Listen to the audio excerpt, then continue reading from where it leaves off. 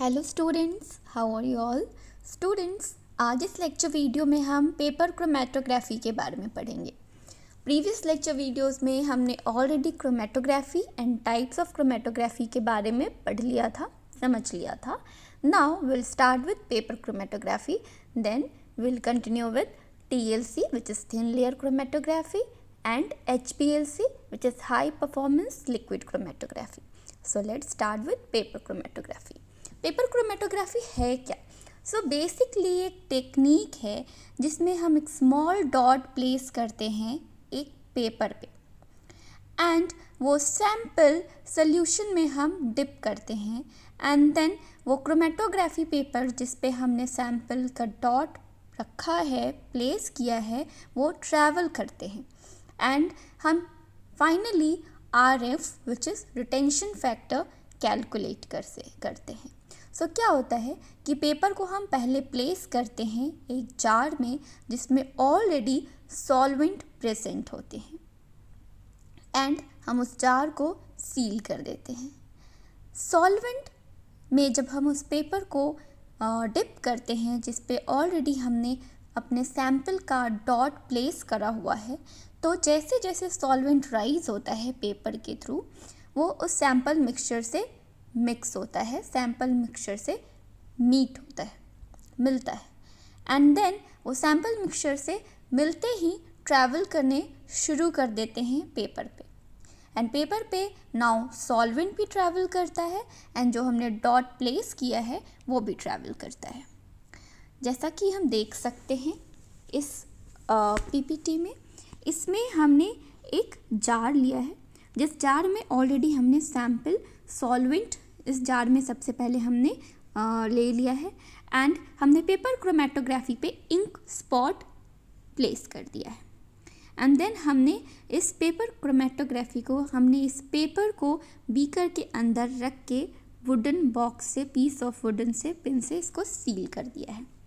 Now क्या होता है, वाटर जो कि सॉल्वेंट है यहाँ पे वो ट्रैवल कर रहा है अपवर्ड डायरेक्शन में एंड साथ ही साथ जब वो अपवर्ड डायरेक्शन में ट्रैवल करता है तो ट्रैवलिंग के दौरान वो उस इंक स्पॉट से सॉल्वेंट मिलता है एंड नाउ इंक स्पॉट भी ट्रैवल करने शुरू कर देते हैं। देन फाइनली होता क्या है एज अ रिज़ल्ट, जैसा कि हम देख सकते हैं इस लेक्चर वीडियो में और इस PPT में हम देख सकते हैं कि फर्स्ट वाला ये हमारा ओरिजिन है इंक स्पॉट का एंड ये इंक स्पॉट अब सॉल्वेंट के कांटेक्ट में आते ही, जैसे ही सॉल्वेंट अपवर्ड डायरेक्शन में मूव कर रहा है, ये इंक स्पॉट भी ऊपर के डायरेक्शन में मूव कर रहा है and now the new position of the sample is this. Okay, now what happened here, actually जो सॉल्वेंट ने डिस्टेंस ट्रैवल किया है वो है 5 सेंटीमीटर एंड जो हमारा सैंपल है जो कि इंक डॉट हमने डाला है वो सॉल्वेंट के कांटेक्ट में आते ही उसने जो डिस्टेंस ट्रैवल किया है वो है 2.5 सेंटीमीटर।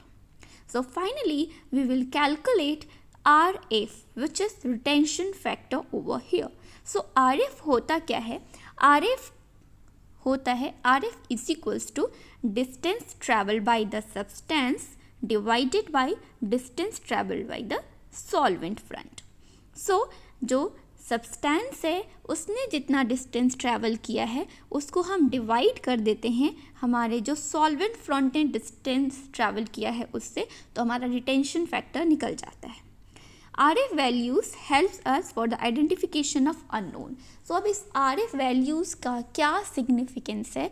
So RF values हमें help करते हैं unknown के identification में।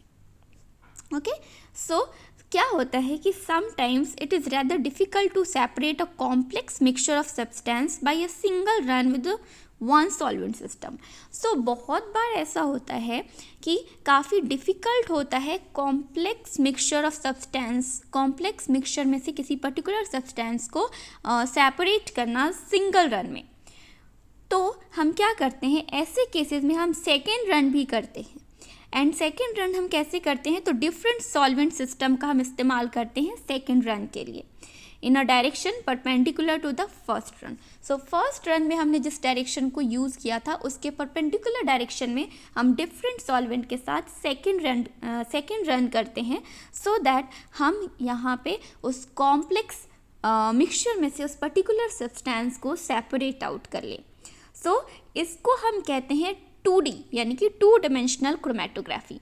सो बेसिकली जैसा कि हम ऑलरेडी पढ़ चुके हैं कि क्रोमेटोग्राफी टेक्निक का इस्तेमाल किया जाता है किसी कॉम्प्लेक्स मिक्सचर में से किसी पर्टिकुलर सब्सटेंस के सेपरेशन के लिए, उनको सेपरेट आउट करने के लिए। और हमने टाइप्स ऑफ क्रोमेटोग्राफी भी पढ़ लिया था। सो पेपर क्रोमेटोग्राफी में हम 2 तरीके से सेपरेट कर सकते हैं। अगर कोई कॉम्प्लेक्स मिक्सचर है तो उसको सेपरेट करने के लिए, उसमें से पर्टिकुलर सब्सटेंस को सेपरेट करने के लिए हमें सेकेंड रन की भी ज़रूरत पड़ती है। एंड सेकेंड रन हम फर्स्ट रन के परपेंडिकुलर डायरेक्शन में डिफरेंट सॉल्वेंट के साथ अप्लाई करते हैं। इस टेक्निक का हम इस्तेमाल करते हैं।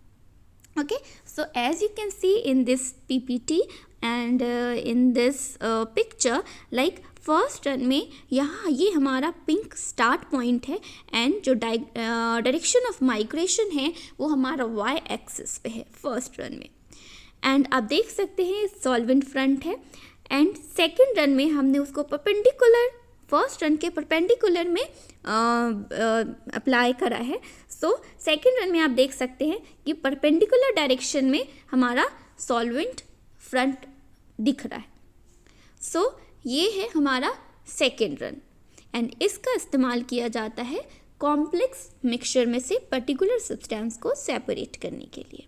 Okay, now it comes TLC which is thin layer chromatography. Thin layer chromatography होता क्या है?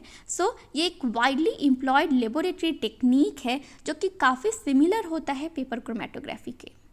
यहाँ पे instead of using stationary phase of paper, it involves a stationary phase of thin layer of absorbent like silica gel, alumina and cellulose. ये काफ़ी similar होता है paper chromatography के। एंड जैसा कि हमने पेपर क्रोमेटोग्राफी में स्टेशनरी फेस के तौर पे पेपर का इस्तेमाल किया था, यहाँ पे हम स्टेशनरी फेस के तौर पे थिन लेयर एब्जॉर्बेंट का इस्तेमाल करेंगे। जैसे कि हम सिलिका जेल का इस्तेमाल कर सकते हैं, एल्यूमिना का इस्तेमाल कर सकते हैं या फिर सेलुलोज का इस्तेमाल कर सकते हैं। ओके, अब हम कंपेयर करते हैं पेपर से, तो इसके एडवांटेजेस है ये फास्टर रन करते हैं। It has the advantage of faster runs, better separations and the choice between different absorbents. These are the advantages of TLC over paper chromatography. Now thin layer chromatography में आप देख सकते हैं कि सबसे पहले आपको बॉटम में जो ग्रीन कलर की अपीयरेंस है वो है सॉल्वेंट मिक्सचर एंड हमने यहाँ पे एक थिन लेयर प्लेट प्रिपेयर करी है एंड उस प्लेट को हमने इस सॉल्वेंट में डिप कर दिया है। एंड अपर पार्ट पे आप देख सकते हैं कवर प्लेट है जिससे हमने इसे बीकर को कवर कर दिया है। नाउ व्हाट हैपन्स, होता क्या है, solvent mixture and solvent wicks to help separate the enclosure with solvent vapour and thin layer plate पे वो ट्रैवल करते हैं एंड उस ट्रैवलिंग के दौरान वो सेपरेट हो जाते हैं। ओके स्टूडेंट्स, अब there is another chromatographic technique named gas liquid chromatography. इसको हम शॉर्ट फॉर्म में बोलते हैं GLC। GLC stands for gas liquid chromatography. Gas liquid chromatography को हम गैस क्रोमेटोग्राफी यानी कि GC भी कहते हैं एंड समटाइम्स इसको हम GLC भी कहते हैं। ये सेपरेशन टेक्निक है जिसमें मोबाइल फेज गैस होता है। ये भी एक सेपरेशन टेक्निक है like paper chromatography and TLC, लेकिन पेपर क्रोमेटोग्राफी में जो स्टेशनरी फेज था वो पेपर था। TLC में हमने देखा जो स्टेशनरी फेज था वहाँ पे हमने एक थिन लेयर प्रिपेयर किया था एंड यहाँ पे हम सेपरेट करते हैं। सेपरेट करने के लिए जो यहाँ पे मोबाइल फेस का इस्तेमाल करते हैं हम, वो मोबाइल फेस यहाँ पे गैस होता है। एंड ये method of this is method of choice for the separation of volatile substance or the volatile derivatives of certain non-volatile substances. इस मेथड का इस्तेमाल हम कब करते हैं? इस मेथड का इस्तेमाल उन सेपरेशन के लिए किया जाता है जहाँ पे वोलेटाइल सब्सटेंसेस या वोलेटाइल डेरिवेटिव्स को हमें सेपरेट करना होता है सर्टेन नॉन वोलेटाइल सब्सटेंसेस से. So, it is the method of choice for the separation of volatile substances or volatile derivatives of certain non-volatile substances. Stationary phase is an inert solid materials impregnated with the non-volatile liquid. So, यहाँ पे जो stationary phase होता है वो कोई भी inert solid material होता है जो कि एक non-volatile liquid जिस पे impregnated होता है. And in gas chromatography, a sample is rapid heated and vaporized at the injection port. So, gas chromatography में sample को rapidly heat किया जाता है और vaporize किया जाता है injection port पे. And the sample is transported through the column by a mobile phase consisting of an inert gas. And यहाँ पे जो sample है उसको transport किया जाता है column से जिसमें mobile phase present होते हैं जो कि inert gas होते हैं. And sample components are separated based on their boiling points. And यहाँ पे जो sample के components है वो separate होते हैं उनके boiling points के base पे. बॉइलिंग पॉइंट्स के आधार पे यहाँ पे सेपरेशन होती है. And relative affinity for the stationary phase. And stationary phase के लिए उनकी जो एफिनिटी होती है उनके आधार पे यहाँ पे सेपरेशन होता है जो कि काफ़ी often viscous liquid like wax with in the column. इसमें जो कॉलम है उसमें वैक्स जैसी या विस्कस लिक्विड प्रेजेंट होती है. उनकी एफिनिटी के आधार पे यहाँ पे सेपरेशन होता है. The higher a component's affinity for the stationary phase, the slower it comes off the column. तो क्या होता है कि जो कंपोनेंट है उसकी स्टेशनरी फेज के लिए अगर जितनी ज़्यादा एफिनिटी होगी उतनी कम स्पीड से वो कॉलम में ट्रैवल करेंगे एंड उतनी स्लोअर वो कॉलम से बाहर निकलेंगे. And the components are then detected and represented as a peaks on a chromatogram. And हम देन क्रोमेटोग्राम पे उस कंपोनेंट को डिटेक्ट करते हैं एंड वो एज अ पीक रिप्रेजेंट होते हैं क्रोमेटोग्राम पे. Okay, now HPLC, high performance liquid chromatography. So HPLC क्या होता है? लिक्विड क्रोमेटोग्राफी LC एक सेपरेशन टेक्निक है जिसमें मोबाइल फेस लिक्विड होता है. एंड लिक्विड क्रोमेटोग्राफी को हम कैरी करते हैं एक कॉलम और प्लेन में, किसी में भी हम कैरी कर सकते हैं. प्रेजेंट डे लिक्विड क्रोमेटोग्राफी जो कि जनरली यूटिलाइज किया जाता है स्मॉल पैकेजिंग पार्टिकल्स के लिए, स्मॉल पैकिंग पार्टिकल्स के लिए. And relatively high pressure is referred to as. So basically क्या किया जाता है कि लिक्विड क्रोमेटोग्राफी को इम्प्रोवाइज़ करने के लिए हमने यहाँ पे हाई प्रेशर का अगर इस्तेमाल करा है तो उसको हम कहते हैं हाई परफॉर्मेंस लिक्विड क्रोमेटोग्राफी या high pressure liquid chromatography which is HPLC. क्योंकि chromatographic technique slow and time consuming है इसीलिए सेपरेशन जो है वो ग्रेटली इम्प्रूव होता है बाय यूजिंग हाई प्रेशर. सो अगर हमने हाई प्रेशर का इस्तेमाल किया है तो यहाँ पे जो सेपरेशन है वो ग्रेटली इम्प्रूव हो जाता है. एंड यहाँ पे जो प्रेशर का हम इस्तेमाल करते हैं उसकी रेंज होती है 5000 to 10,000 PSI. PSI is unit which is pounds per square inch. And this technique is also referred to as high pressure liquid chromatography as we have read. कि इस टेक्निक का नाम हाई प्रेशर लिक्विड क्रोमेटोग्राफी भी होता है और high performance liquid chromatography भी होता है. क्योंकि यहाँ पे हाई प्रेशर का इस्तेमाल किया जा रहा है सेपरेशन के लिए, इसलिए इनका नाम हाई प्रेशर लिक्विड क्रोमेटोग्राफी भी रखा गया है. HPLC में होता क्या है? तो HPLC में सैंपल को फोर्स किया जाता है by a liquid at high pressure, the mobile phase, through the column that is packed with the stationary phase composed of irregularly or spherically shaped particles. So HPLC में sample को force किया जाता है liquid phase से high pressure पे एक column के through, जो कि कॉलम पैक्ड होते हैं स्टेशनरी फेज से. एंड स्टेशनरी फेज में स्फेरिकल शेप पार्टिकल्स प्रेजेंट होते हैं, irregular spherical shaped particles present होते हैं.